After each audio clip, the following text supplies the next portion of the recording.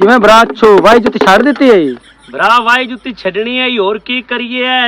ਰੁਪਈਆ 35 40 ਹਜ਼ਾਰ ਰੁਪਇਆ ਕਿੱਲੇ ਮਗਰੂ ਪਿਆ ਘਾਟਾ ਜੀ। ਤੇ ਮੁੜ ਸਾਡਾ ਇਲਾਕਾ ਹੈ ਜਾਂ ਤਿਲੀ ਵਾਲਾ 2-3 ਮਣ ਵੱਧ ਤਿਲੀ ਹੁੰਦੀ ਹੈ ਕਣਕ ਤੇ ਸਾਨੂੰ ਆਸ ਆਈ ਕਣਕ ਦਾ ਸਾਨੂੰ ਰੇਟ ਨਹੀਂ ਲੱਭਿਆ ਤੇ ਰੋਜ਼ਾਨਾ 1000 1200 1500 ਰੁਪਈਆ ਚਾਹੀਦਾ ਹੈ ਤੇ ਉਹ ਆਂਦੇ ਨੇ ਨਾ ਸਿਆਣੇ ਵੀ ਤਰ੍ਹਾਂ ਚੋਂ ਘਾਟਾ ਪਿਆ ਤੇ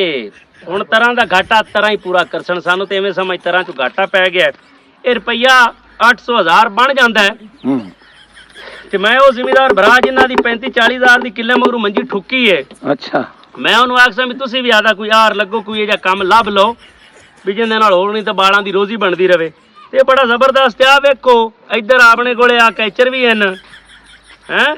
ਪੌਣੀਆਂ ਵੀ ਹਨ ਬਾਲਾਂ ਦੀਆਂ ਗੇਂਦਾਂ ਵੀ ਹਨ ਨਾਤਰਾਂ ਵੀ ਹਨ ਅੱਲਾ ਦੇ ਬੰਦਿਆਂ ਵੰਨੋ ਵੰਨ ਦੀ ਆਪਣੇ ਕੋਲੇ ਆਈਟਮ ਨੇ ਆ ਗੇਂਦਾਂ ਚੈੱਕ ਕਰ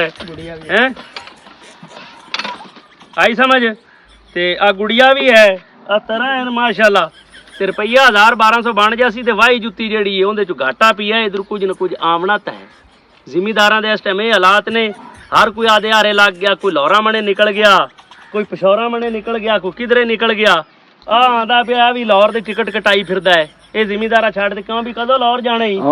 ਇੱਕ ਦੋ ਦਿਨਾਂ ਦੇ ਵਿੱਚ ਲਾਹੌਰ ਜਾ ਰਹੇ ਆ ਯਾਰ ਹੁਣ ਤੂੰ ਮੇਰੇ ਤਰ੍ਹਾਂ ਕੋਈ ਆ ਕੰਮ ਕਰ ਲਓ ਉੱਥੇ ਜਾ ਤੇ ਫੁੱਟਪਾਥਾਂ ਤੇ ਸੋਣਾ ਪੈਂਦਾ ਆਵੇ ਨਾ ਸਕੂਨ ਨਾਲ ਇੱਥੋਂ ਹੁਣ ਇਵੇਂ ਤਰ੍ਹਾਂ ਵੇਚਦਾ ਕਿਸੇ ਨਹਿਰ ਦੇ ਸੰਤਰ ਤੇ ਸੌਂ ਰਹੇ ਸਾਂ ਸਕੂਨ ਨਾਲ ਤੂੰ ਗੱਡੀ ਲੰਘਣ ਦਾ ਤਾਂ ਖਤਰਾ ਨਹੀਂ ਲਾਹੌਰ ਧਮੀਆਂ ਗੱਡੀਆਂ ਫੁੱਟਪਾਥ ਤੂੰ ਚੀਰ ਤੇ ਫੁੱਟਪਾਥ ਤੇ ਚੜ ਆਉਂਦੀਆਂ ਨੇ ਇੱਥੇ ਕੋਈ ਕਰ ਲਓ ਇਹ ਗੱਲ ਤਾਂ ਠੀਕ ਹੈ ਮੁੜ ਇਹ ਸਕੂਟਰ ਬਣਾ ਲਵਾਂ ਮੈਂ ਵੀ ਕੀ ਕਰਾਂ ਇਹ ਬਣਾ ਲੈ ਤੇ ਜ਼ਿਮੀਦਾਰਾ ਛੱਡ ਦਿੱਤਾ ਜ਼ਿਮੀਦਾਰਾ ਤਾਂ ਉਮਰਾਂ ਦਾ ਛੱਡ ਦਿੱਤਾ ਕਣਕ ਨੇ ਹਾਲ ਹੀ ਇਹਨਾਂ ਕੋ ਮੰਦਾ ਕਰ ਦਿੱਤਾ ਕਿਸਾਨਾਂ ਦੇ ਹਾਲਾਤ ਹੀ ਐਵੇਂ ਹੋ ਗਏ ਨੇ ਜ਼ਿਮੀਦਾਰਾ ਛੱਡਣਾ ਪੈਂਦਾ ਹੈ ਕੀ ਕਰੀਏ।